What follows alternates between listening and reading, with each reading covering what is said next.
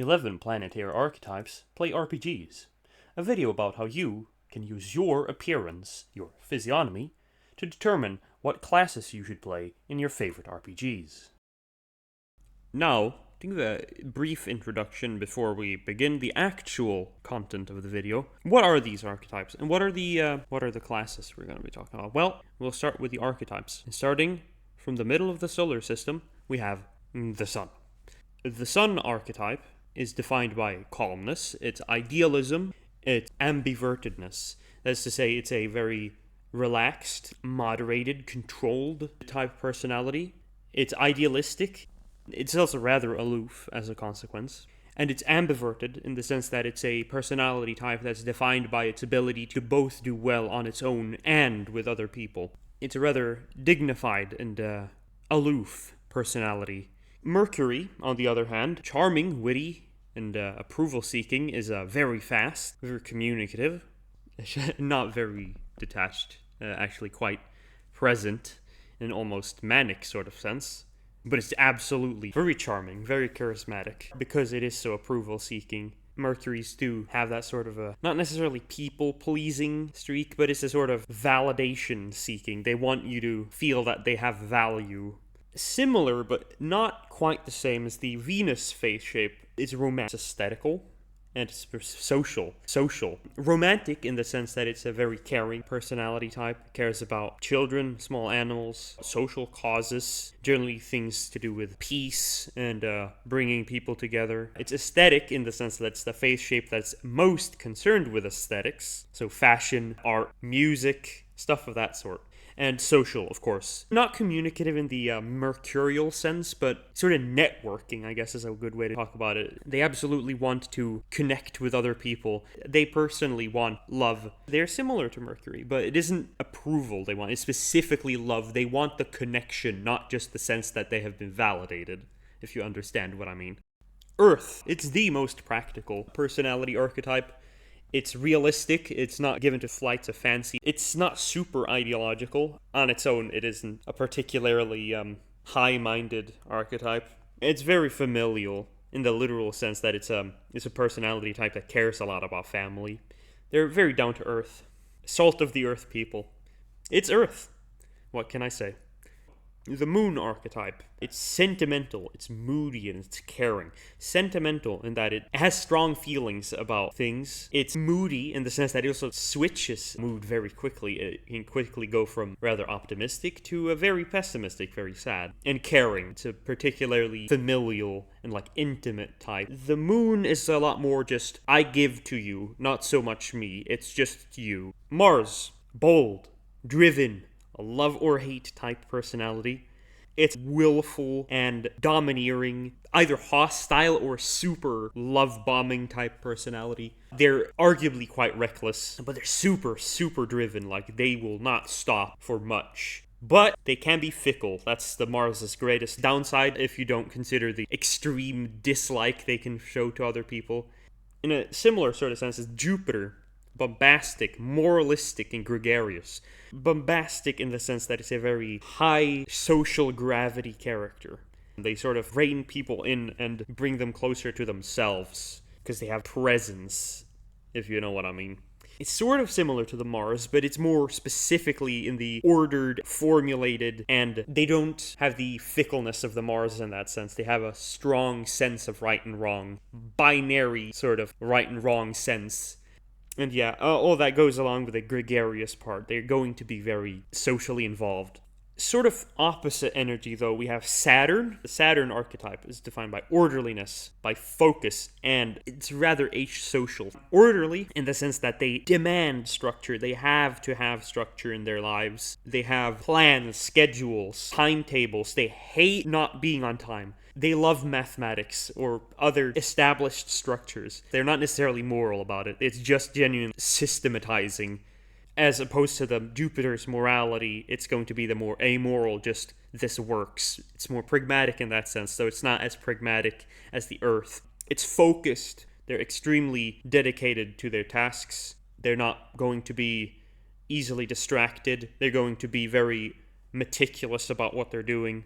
And for that reason, both of these reasons, they're generally rather asocial. They're not the most social people. They don't necessarily talk to others. They don't necessarily engage in banter during work time because they're focused, they're organizing, they're structured, and they're not going to deviate from that structure.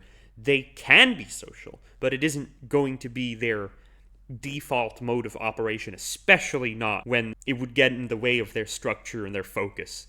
Building off of this archetype, Uranus is hyper orderly, but it is also eccentric and very, very strange. Uranus is fundamentally a spin off of Saturn, so the Saturn traits are present in the Uranus, but to an even greater degree. They're hyper orderly, like they will have every single part of their dice structure down to the last step. Slight exaggeration, but not necessarily that much. They're extremely numbers focused, organized, meticulous, highly detail focused, and their secret, along with Saturn, but even greater in the Uranus, perverted in terms of its desire and focus on sex. But that's like just a side tangent. The thing that really makes the Uranus different from Saturn, and not just some exaggerated variant, is that it's specifically a very eccentric, bold, out there, strange archetype. They have weird ideas, weird beliefs, weird philosophies. The Neptune, just like Uranus is a spin-off, Neptune is a spin-off, but not of Saturn, but of the Moon. Neptune is mystical, it is moody, and it's detached.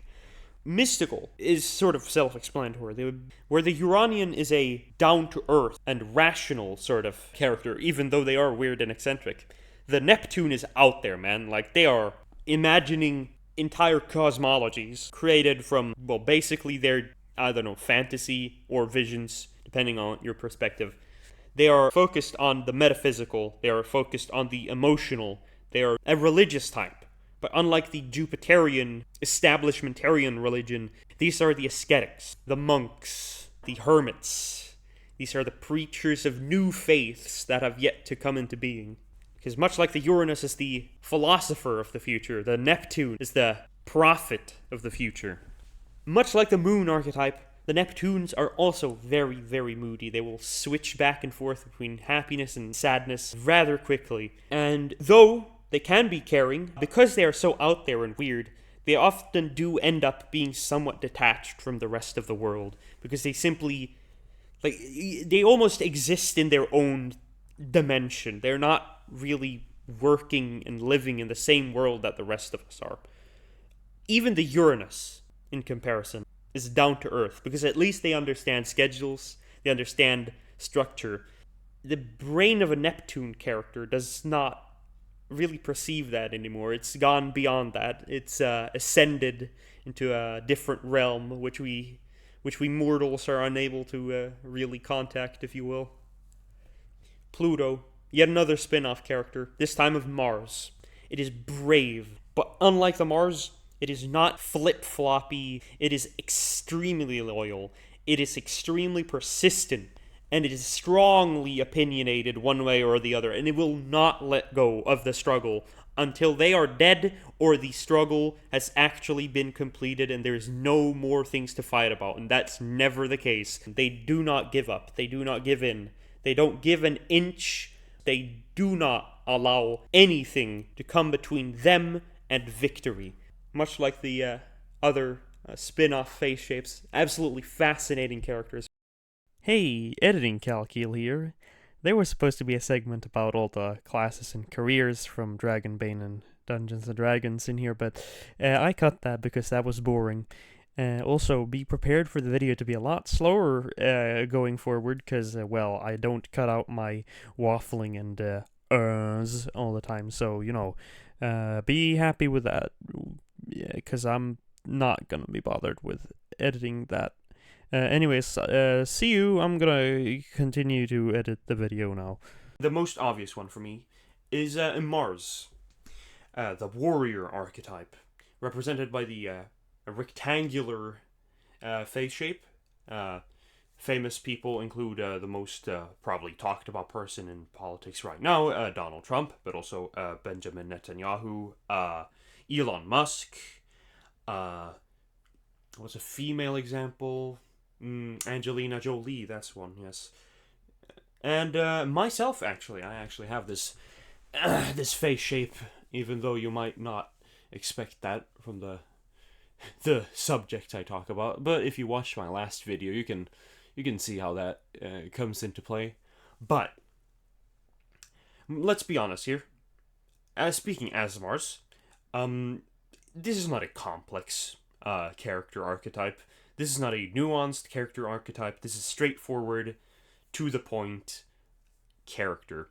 And, well, the most basic, the most obvious connection to make to this is, of course, the fighter class. What else would it be? It's the warrior, the fighter.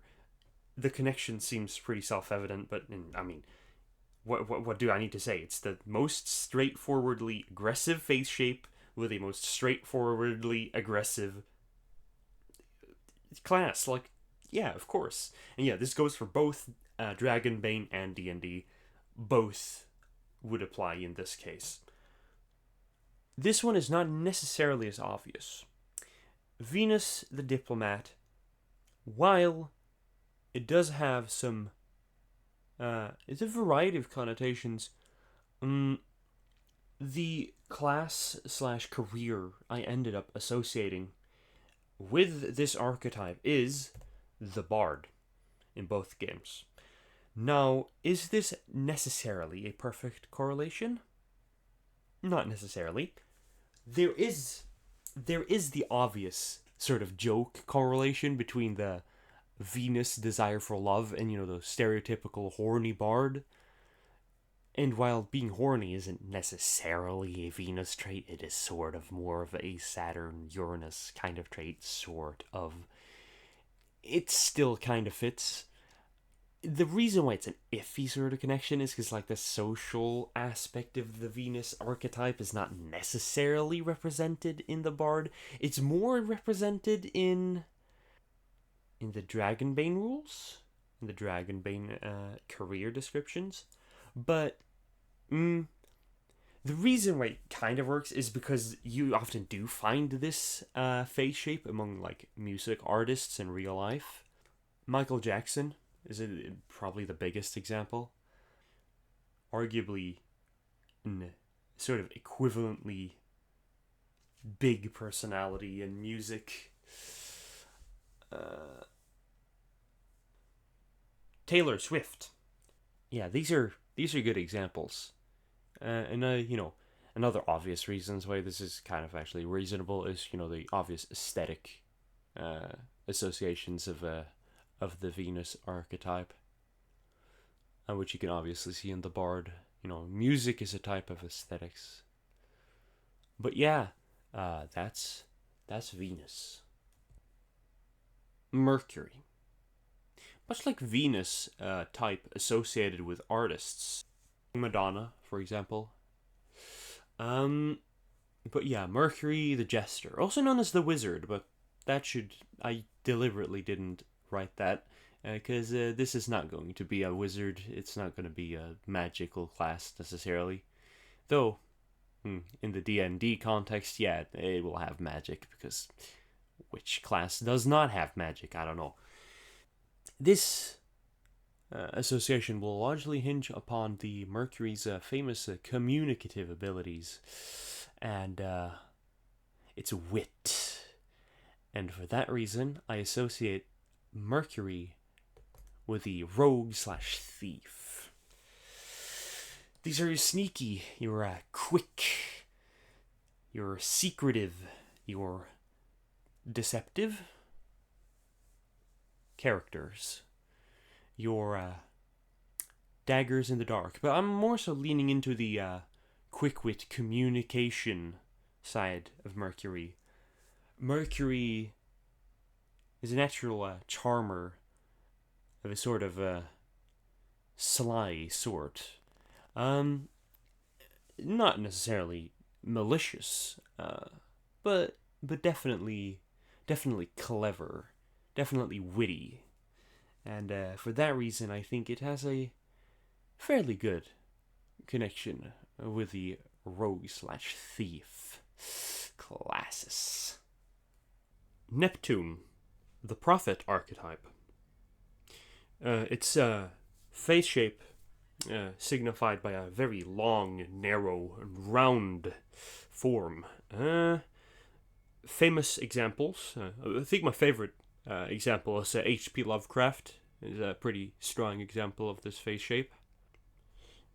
It's not a face shape you find that often, but it certainly is a interesting character, as I mentioned before. Now, because of its mystical nature, I think the choice for which Dragonbane career it should be associated with is actually rather self-explanatory. The mage, because, well, much like the mage in Dragonbane, the Neptune is occupied on higher things, on the esoteric, the occult, and the real life Neptune faces are genuinely the people you'd find most often into magic and such. Also drugs, actually. Unfortunately, they can often have drug problems. It also overlaps with being a Pisces, who also tend to have drug problems. But, hey-ho. Ironically, though, the character image here actually doesn't have the prophet Neptune face. He has the Uranus face, but that's beyond the point. What D&D class do I associate this with, then? Well, I chose the Warlock, specifically because the Warlock is a very individualistic type of magician. Unlike, say, the Wizard, who's a largely, how do I say, it's establishmentarians, sort of, in their disposition, being very oriented towards established and known fact, and being rather erudite.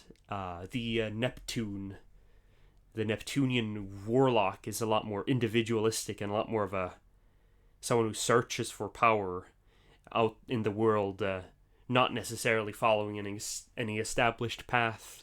And they're definitely not, so orderly as the Wizard are. They're also very.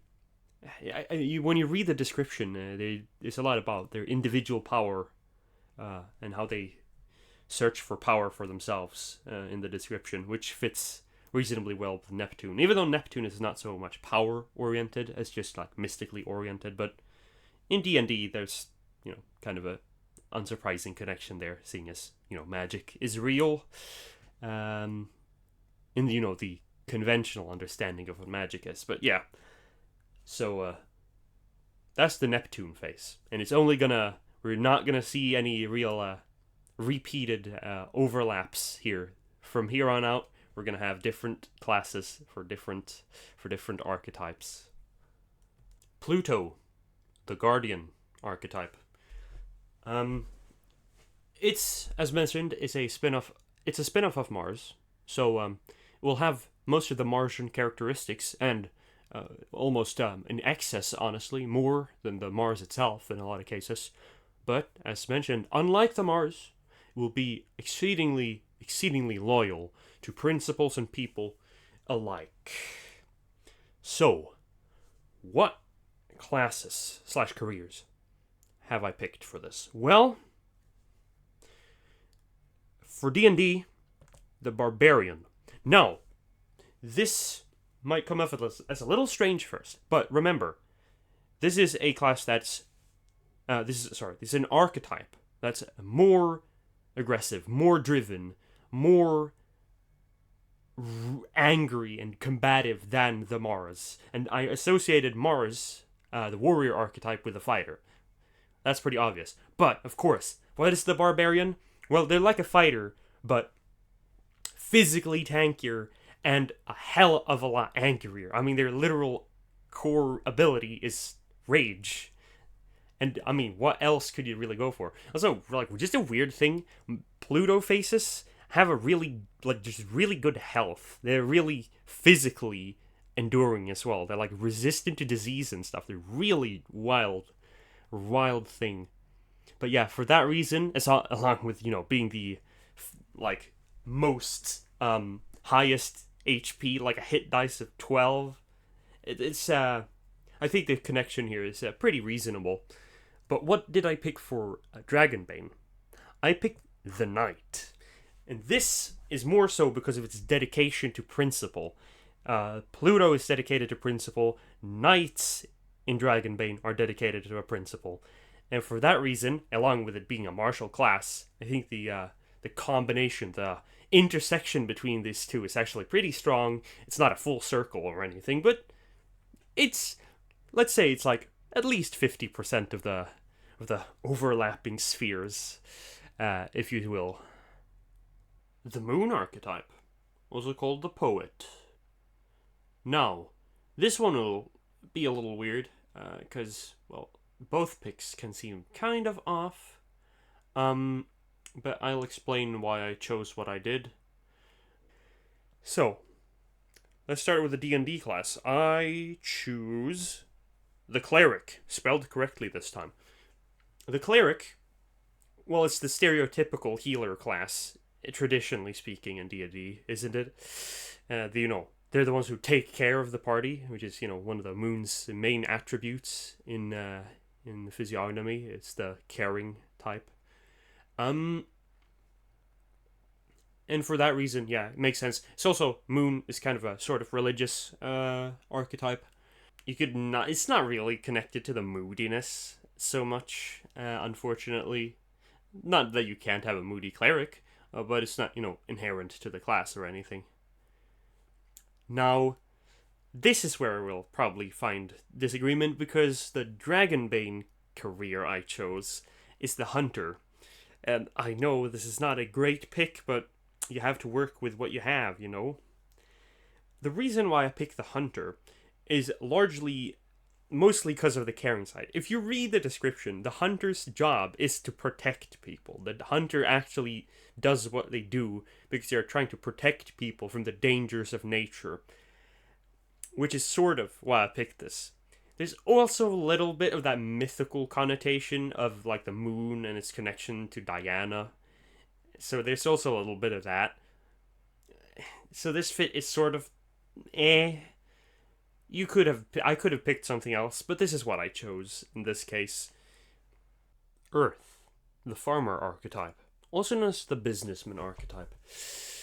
Spoilers, this is not going to be the merchant in the case of Dragonbane, but, well, what do we know about this personality type? Well, as I've said before, very down to earth, very practical, very realistic, rather familial. Now, what's the D&D class I've picked for this archetype? It's the Druid.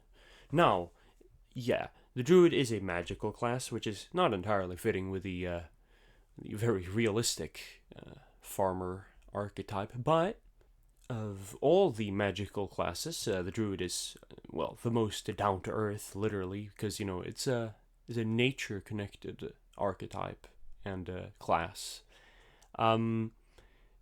Also, yeah, the Druid basically treats the natural world as its family, so there's that too. Not perhaps the most, shall we say, social Druid, but the Earth archetype isn't necessarily that social either. What about Dragonbane? Well, for Dragonbane, I picked the Artisan. This one should be pretty self-evident. Again, very practical, and the Artisan is, literally using physical material stuff, earthen stuff, metal. Yeah, to, create things. I mean, it doesn't have to be metal, but it's going to be a material of some kind, and that's pretty earthy, elementally speaking. And yeah, that's absolutely on the, shall we say, the artisans, in the artisan's wheelhouse.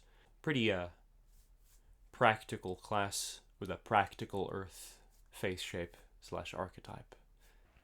The solar archetype, the aristocrat, probably my favorite. Very, very cool kind of personality.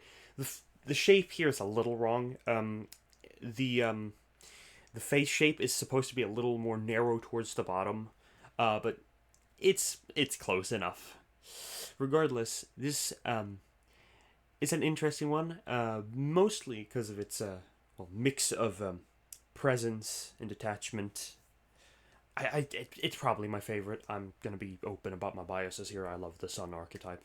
But what class? What class did I pick? Well, for D&D, we go with the ranger. Now, why didn't I place this next to the hunter from Dragonbane? Well, they are somewhat different, and well, the ranger in D&D, of course, has access to magic, which the sun also has that sort of idealistic detachment, which I associate a lot with magic. So I think for that reason it fits pretty well. But like generally, also the ranger works pretty well with the solar archetype because of that mix of presence and like involvement in social affairs, and that detachment. Because the ranger, much like the hunter, is a class defined by its relationship to people. They're the protectors of civilization, essentially. Um, so they're obviously social in that sense, but they're also detached because they're on their own in the wild, trying to protect people. So you can see that sort of mix of social and independent and asocial, I guess, and that idealism, that protection of the protection of their civilization and their people. Dragonbane, though. Well, in Dragonbane, I picked the Mariner. Might seem a little strange, but much like the Ranger, this is a sort of interesting mix of like social and asocial or independent. The Mariner is sort of idealistic in the sense, they're, living, accepting fate because, the ocean is a mighty unfeeling, uncaring thing. It's a sort of detachment because, when you can die at any moment, you just kind of accept things for what they are. But yeah, there's also the mix of like social and asocial, as I mentioned, because you can be a lonely mariner, you can be like part of a crew. I think it's a pretty good connection. It's also literally, just you're under the sun. If you're on a boat, you're a lot of the time you're under the sun. So I mean, there's also that sort of connection there. But yeah, that's it for the sun. Saturn, the accountant, a very leaden archetype, a very harsh and cold archetype in a lot of ways, but also a very organized and orderly one, kind of for the actual same reason that it is a detached one. Very good, very good at math often, and well, for that reason, I picked the merchant for Dragonbane. Keeping track of numbers, keeping things organized, orderliness, focus. It's very capitalistic, very mercantilistic even. Um, but yeah, lots of structure, order. Now the merchant is a charisma based career in Dragonbane. Sorry, so on that side it's not necessarily a great fit, but it's not like all Saturns are weird loners who just sit alone and do like accounting all day. They can be social, absolutely. Like it's not necessarily a problem. It's just that it's not the default mode they're in, if you understand what I mean. But like it can definitely be social, and for that reason, I think the merchant is a pretty good fit. How about drag? I see, I mixed them up. That's kind of funny. I like switched them around in my head there. What about Dungeons and Dragons? The monk. Now, why did I pick the monk? Well, it's because the monk has a lot to do with discipline and focus and controlling yourself, and that I think is very Saturnian. I think Saturn is a rather it's an orderly archetype, and for that reason, the monk too kind of fits with that because it's a very structure, order, focus, discipline type character class. And you read the description. It mentions a lot about discipline in the description. And for that reason, I think it's actually a pretty good fit. I mean, there's also the detachment of this archetype in a lot of ways. It's detached, not necessarily in the solar sense, but more in the just sense that they don't really get tangled up in things in the way a lot of other archetypes can. They kind of just exist like just a block of lead. They're not really, merging with anything around it. It's just there, stoic and still in a sense. And for that reason, I pick the monk for Saturn. Uranus, the philosopher archetype, represented by this very long trapezoid shape. Unfortunately, the most famous example of this archetype we have right now is Jeffrey Epstein, sadly, but hey-ho. You can see the angle there probably if you paid attention. But regardless, this is, of course, an exaggeration and variation on Saturn. Just added some more, shall we say, wackiness. And for that wackiness, I chose the Wizard. It should be fairly obvious why I chose this, but, let me explain anyways. The reason why I chose the Wizard is because, well, much like the Saturn archetype is a very orderly and structured one, so is Uranus, but unlike the very down-to-earth and practical Saturnian, Uranus is kind of out there, kind of a little wacky, and for that reason, the angle of magic, in my opinion, actually makes a lot of sense. And this is specifically, the ordered and structured and scholarly erudite magic, unlike that of a lot of the other magical classes. Unlike the monk, the Saturnian monk, the Uranian wizard is, of course, not channeling magic from their body. They're doing it by other means a lot of the time. Basically, they're manipulating the structure of the universe more than, themselves in the monk Saturnian way. And that more esoteric nature is why I picked the Wizard. But what about Dragonbane? Well, Dragonbane, I picked the rather unsurprising, in my opinion, Scholar. It should be fairly obvious. It's a learned, organized, erudite, again, character class, or in this case, career. And much like the Wizard, reading, organization, knowledge, very core to the scholar career. And also the weird, wacky ideas. What your average scholar doesn't go on adventures. They don't go around chasing dragons and whatever. But if you're gonna be a weird, eccentric character, well, a weird, eccentric scholar. Isn't that what this is? It's basically what the Uranus character is in a lot of ways. And for that reason, I picked the Scholar. Now, as our last archetype, we have Jupiter, the Judge. This being a very moralistic, very self-righteous, arguably, character class, one might not be surprised when I say that the D&D class that I chose for this archetype is the Paladin. Famous for being a rather blunt, two-dimensional, or even one-dimensional character class, stereotypically speaking. Very, this is evil, and this is good kind of class. At least when played badly. But even then, the core principle of the class is sort of that binary, moral sort of character. And, that does fit a lot with Jupiter. Very morally binary, very right and wrong morality type class, with a more binary morality type archetype.